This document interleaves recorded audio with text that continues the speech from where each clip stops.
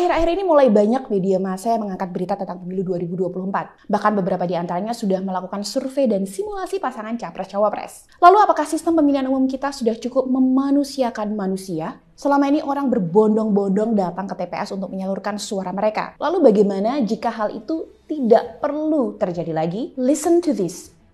Gimana kalau kita menyalurkan suara kita ketika pemilu nanti hanya melalui perangkat elektronik yang kita pegang? Yap, dengan smartphone kita. I'm talking about e-voting berbasis blockchain. Jika dalam pemilu tradisional yang seperti sekarang ini pemungutan suara dilakukan di TPS, kemudian dilakukan penghitungan suara dan rekapitulasi, lalu surat suara dan kotak suara dikirim ke kantor desa, proses ini terus berulang di kecamatan sampai ke KPU pusat.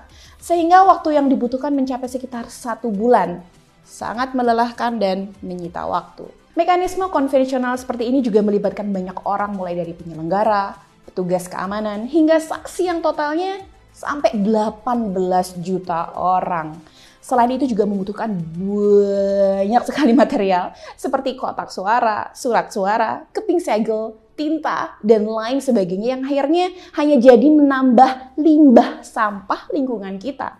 Konsekuensi dari semua itu adalah tentu biaya yang sangat tinggi. Bahkan diperkirakan memakan biaya sebesar 110 triliun rupiah. Dan rasanya ironis gak sih? Dan masih ada 90% anak muda di Indonesia yang tidak mampu untuk kuliah yet. Kita tega untuk pemilu harus mengeluarkan 110 triliun rupiah.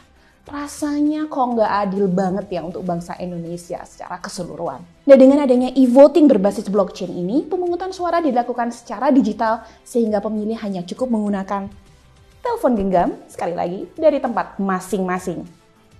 Tahu nggak guys, dengan cara ini, kalau ini benar-benar dilakukan oleh bangsa Indonesia, kita bisa menghemat hingga 90 triliun rupiah. Aku ulangi lagi ya, kita bisa hemat 90 triliun rupiah. Allahu Akbar. Jadi kalau misalnya nih untuk membangun satu universitas, kita misalnya butuh dana 100 miliar rupiah. Ini udah universitas yang mewah banget ya guys. Nah dari 90 triliun ini kita bisa coba bagi dua. 45 triliunnya kita bisa peruntukkan nih untuk bangun berarti 450 universitas. Asumsi tadi satu universitas kita butuh 100 miliar untuk membangun.